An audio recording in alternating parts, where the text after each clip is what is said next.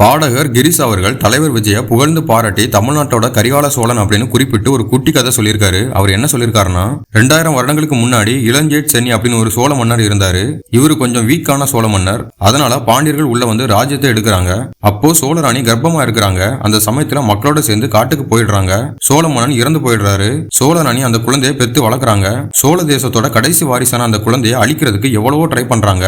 அந்த குழந்தைய பிடிச்சு ஜெயில போட்டு கொடுமைப்படுத்துறாங்க. ஆனா அந்த குழந்தை தப்பிச்சு வெளியே வந்துடுது. மக்கள் எல்லாரும் அந்த குழந்தைக்கு போர் பயிற்சி எல்லாம் கொடுத்து மாவீரனா மாத்துறாங்க. மாவீரனா வரும்போது அந்த குழந்தை கிட்ட மக்கள் எல்லா கதையையும் சொல்றாங்க. நீ யாரு, உன் வம்சாவளி யாரு, நீ எதுக்காக பிறந்த, நீ ஒரு பெரிய சோழ மன்னன், நம்ம விட்ட ராஜ்யத்தை திரும்ப கைப்பற்றணும் அப்படின்னு சொல்றாங்க. தந்தைக்கு நடந்த கொடுமைக்கு பழி வாங்கியே ஆகணும்னு ஒரு மன்னர் வராரு. அவர் தான் மாமன்னர் கரிகால சோழன். போர் நடக்க போகுது. தென்பகுதியில் நடந்த மிகப்பெரிய போர் தான் இந்த வெண்ணி போர். இந்த வெண்ணி போர்ல சேரர்களுடைய படையும் பாண்டியர்களுடைய படையும் கைகோத்து இருந்தாங்க. இவங்க கூட 11 குறுநில மன்னர்களும் அவர்களுடைய படைகளும் சேர்ந்து இருந்தாங்க. ஒருத்தனை எதிர்த்து இத்தனை பேர் நின்னாங்க. எல்லாரையும் சேர்த்து ஒத்தாளா கரிகால சோழன் நின்னாரு. எல்லாரையும் அடிச்சு துவம்சம் பண்ணி ராஜ்யத்தை கைப்பற்றினாரு. இந்த கதை மாதிரி இப்ப வரலாறு திரும்ப வந்துச்சுன்னா நல்லா இருக்கும்னு தோணுது.